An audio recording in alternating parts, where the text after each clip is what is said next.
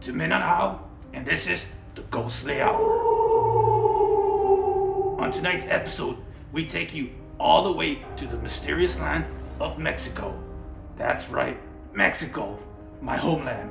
But before the video gets started, make sure you like, subscribe, and you leave a comment down below where you from so we can start investigating those places, or even check out our files to see if we investigated those places and bring you stories from those places. Without further ado, this is our first story. It's called El Charro Negro de la Bajada. The night smelled of wet earth and burning wood as the storm clouds swirled over La Bajada, Nayarit, a small, sleepy town nestled between the mountains and the endless fields of agave. The moon, swollen and yellow, peeked through the shifting clouds, casting eerie shadows along the dirt roads. Eladio had been walking for nearly an hour, his bare feet kicking up dust along the lonely path leading home. He was just 13, small for his age, but quick-witted and full of mischief. His mother had sent him to deliver tortillas to Doña Remedios, the town healer, and warned him not to dawdle. But Eladio had lingered too long near the river, skipping stones and chasing fireflies. Now, the night stretched before him like an endless abyss. A cold gust of wind made him shiver, and he pulled his serape closer around his shoulders. Something about this night felt wrong. He quickened his pace, whispering a prayer under his breath. Then he heard it, slow, steady, a rhythm that did not belong in the stillness of midnight. Eladio stopped, his heart hammering in his chest. The sound grew louder, closer, until the darkness ahead of him shifted. Out of the shadows, a figure on horseback emerged. His sombrero was wide-brimmed and cast a long shadow over his face. His charro suit was embroidered with silver thread, shimmering under the moonlight. His stallion, a massive beast as dark as a starless night, snorted and stomped the earth. Eladio took a step back, his instincts screaming at him to run. "A donde vas, muchacho?" The man's voice was deep, velvety, yet laced with something sinister. Eladio swallowed hard. Voy a casa." The charro nodded. "It's dangerous to walk alone at this hour. There are things in the night that prey on the weak." Eladio felt a lump rise in his throat. I'm not scared," the rider chuckled, a sound like dry leaves rustling. "You are brave, but bravery alone won't protect you." Eladio was about to turn and run when the charro raised his gloved hand. "Wait," he said. "You look hungry, muchacho, and tired. Perhaps I can help you." Eladio hesitated. The man's voice was hypnotic, wrapping around his mind like a serpent. "Help me. How?" The charro leaned forward. His face, now visible under the moonlight, was handsome but unnaturally pale. His eyes, black as obsidian, reflected no light. "I can give you gold, muchacho, enough to feed your family for a lifetime, or a horse to carry you home in an instant. All you have to do is take my hand." Eladio's fingers twitched. Gold? A horse? His family was poor. His father worked endless hours in the fields, and his mother struggled to put food on the table. If he took the charro's offer, maybe they wouldn't have to suffer anymore. But something in his gut twisted. His abuela had told him stories of El Charro Negro, the demon rider who tempted souls with promises of riches. Those who accepted his help never returned the same. Eladio took a step back. "Gracias, señor, pero no necesito nada." The charro's smile faded. His eyes darkened. "Are you sure, muchacho?" His voice was colder now. "You walked so far. Wouldn't it be easier to let me take you home?" Eladio clenched his fists. "No." The charro exhaled sharply, his breath visible in the night air. "Very well," he said. "Then perhaps you can help me instead." Before Eladio could react, the charro dismounted, landing soundlessly on the ground. He reached into his pocket and pulled out a gold coin. He tossed it at Eladio's feet. "Pick it up." Eladio shook his head. The charro's voice became a growl. "Pick it up." The shadows around them twisted. The wind howled. The stallion's eyes glowed red as the ground beneath them trembled. The coin pulsed with an unnatural light. Eladio's breath came in short gasps. He knew if he touched it, he was lost. He shut his eyes tight and did the only thing he could think of. He clutched the cross hanging from his neck, the tiny wooden crucifix his abuela had given him. "En el nombre de Cristo, vete de aquí," he screamed. The Charro froze. The air crackled with energy as his face contorted in fury. The shadows around him recoiled as if burned. His stallion reared, letting out an unholy shriek. "Eladio," the Charro whispered, his voice now a snarl. "You have made a mistake." A violent wind tore through the path, whipping Eladio's hair into his eyes. When he blinked, the Charro was gone. The only thing left behind was the coin, lying in the dust. Eladio didn't dare touch it. He ran faster than he ever had, all the way home. The next morning, he told his abuela what had happened. She listened carefully, her wrinkled hands clutching her rosary. "You were wise, mijo," she said. "El Charro Negro is a servant of darkness. If you had taken his gold, he would have owned your soul." Eladio shivered. Why did he disappear when I said Christ's name? His abuela smiled, placing a hand over his heart. Because even the darkest shadows cannot stand against the light. That night, Eladio buried the coin deep in the ground and never spoke of it again. But sometimes on stormy nights, he would hear the distant echo of hooves in the wind. And he would pray, knowing the Black Rider still rode the roads of La Bajada, searching for another soul to claim. Whoa, you guys, welcome back. That was insane, right? What would you do if you're a little Eladio? Would you have taken the coin? Knowing what you would know, would you take that deal? I don't know. It looks like I did something like that, because look at my face. I look ridiculous, right? I'm kidding, guys, I'm kidding. I was born like this. Anyways, guys, the next video takes place in a special place with a special person named Eric in a mysterious and mystical place hidden deep in the villages of Oaxaca. This is the Witch of Oaxaca. The train hissed as it pulled into the station, a thick cloud of smoke drifting over the crowd.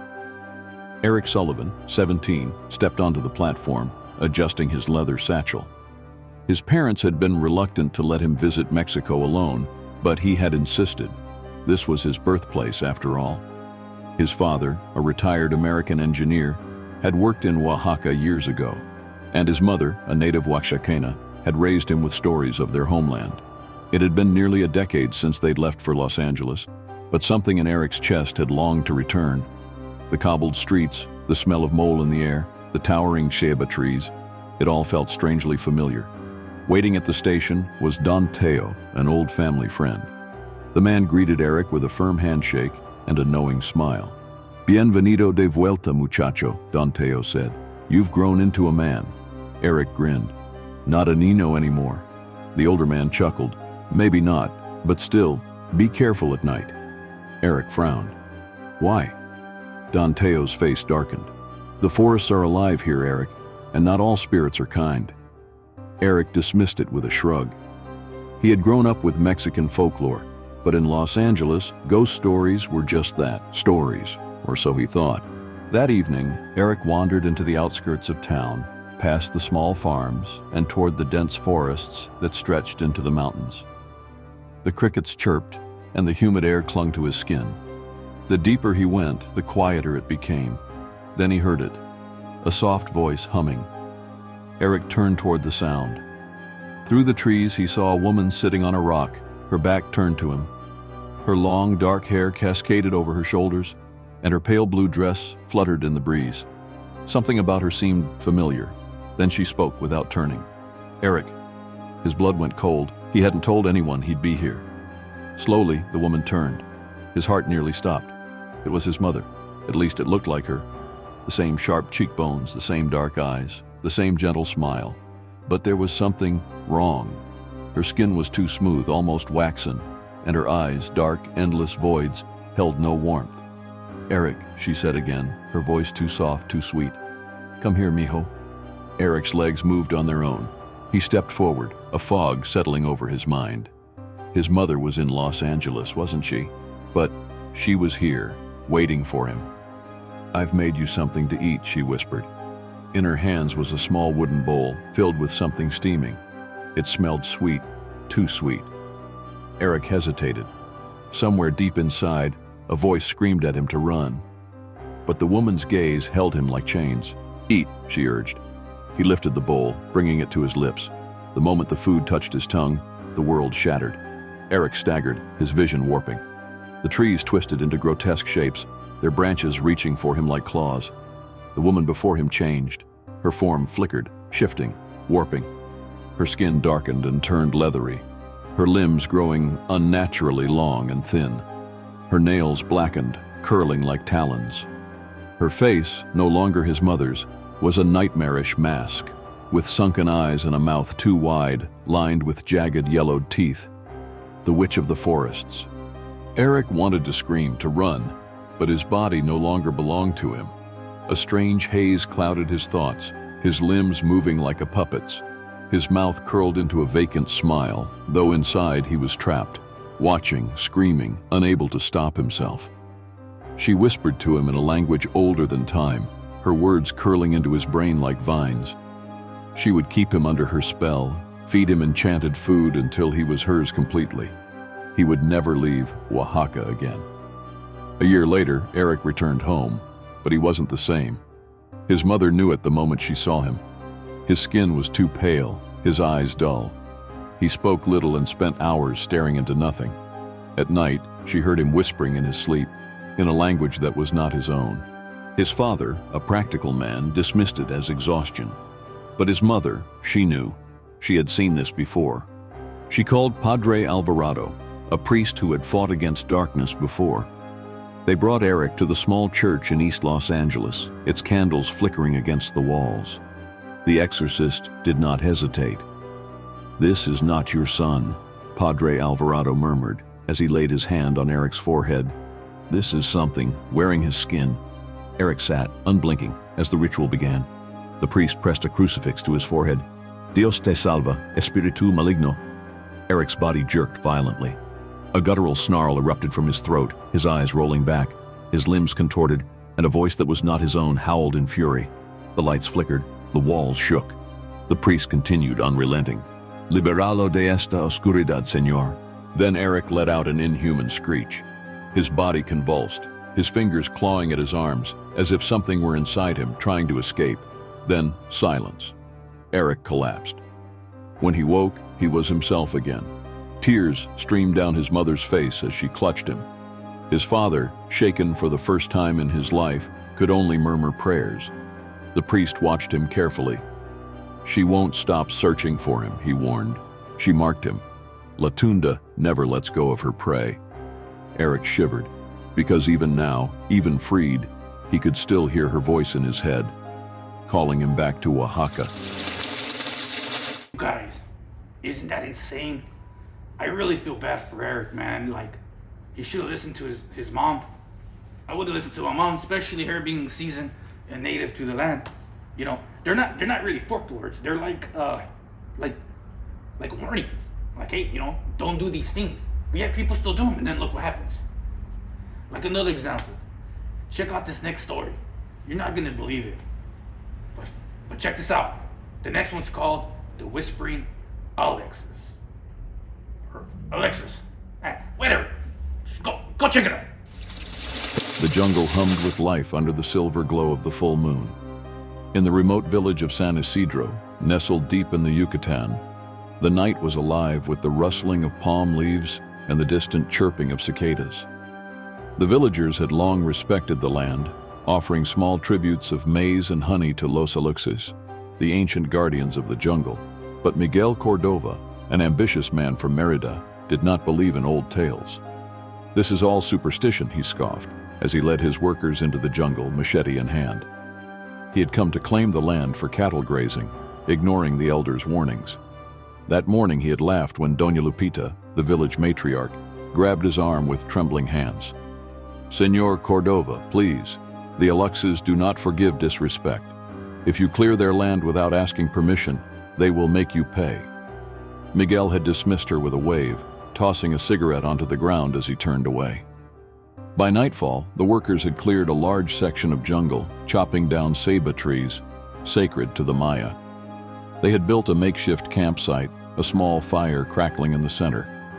The workers huddled close, whispering among themselves about the unease in the air. The wind had picked up, but it carried no cool relief, only the eerie sound of laughter, high-pitched and childlike, weaving through the darkness.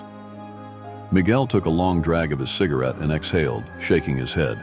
"Bunch of cowards," he muttered, lying back on his hammock. Then the jungle fell silent.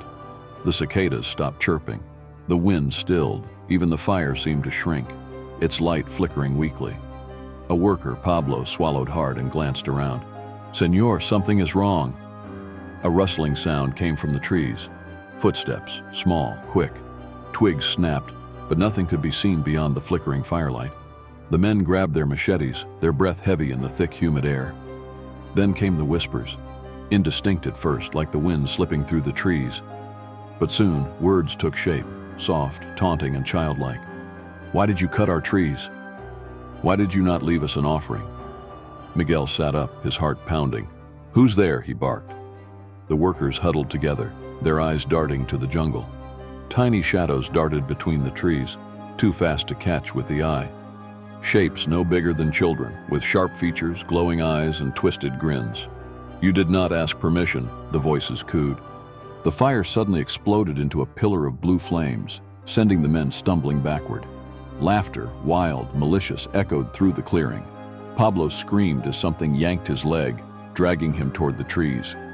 The others rushed to pull him back, but invisible hands clawed at them, scratching, pulling, twisting their limbs in impossible angles. Miguel turned to run, but the jungle had shifted. The path was gone, swallowed by vines and roots. A sharp pain shot through his ankle as unseen hands tripped him, sending him crashing to the ground. The laughter grew louder, surrounding him. Then, the pain came. His skin burned as if tiny claws were tearing at him. His body seized as if his blood had turned to fire. He gasped, his vision blurring. Around him, his men screamed, their bodies twisting in agony. The jungle itself seemed to close in. Miguel barely managed to lift his head. Through his fading sight, he saw the Aluxes stepping into the firelight, small figures with elongated fingers and eyes that glowed like embers. Their grins stretched impossibly wide, revealing sharp teeth. "You did not respect us." The last thing Miguel saw was their tiny hands reaching for his face, and then darkness. The next morning, the villagers of San Isidro found the campsite abandoned. No bodies, no signs of struggle, only the tools left behind and the faint echo of laughter carried by the wind. Doña Lupita stood at the edge of the jungle, shaking her head. "They should have listened," she murmured. From deep within the jungle, unseen eyes watched. The Aluxes had taken their due. Guys, welcome back. Oh my God. Can you believe that? Dude, Miguel was warned. He was warned by the old abuelita to respect the land and to ask for permission, but he didn't. And then look what happened to him. You see, this is what I told you. You guys, we gotta go into places, respecting places, and knowing the rules and regulations. And you know what? Maybe something like that won't happen. You won't get cursed. But if you do, we're here to help you and bail you out, guys. So make sure you hit up the KJ hotline. Link in the description. It's really not. I'm just making things up as we go. Anyways, guys, it seems like that's the end of the video. I really hope you guys like all three stories. We're going to continue to pump out these videos as soon as we make them. Once again, thank you for watching. If you watched all the way till the end, comment down below MVP so I know that you watched until the end. Until next time, keep watching more Minahao, Keepers of the Grave.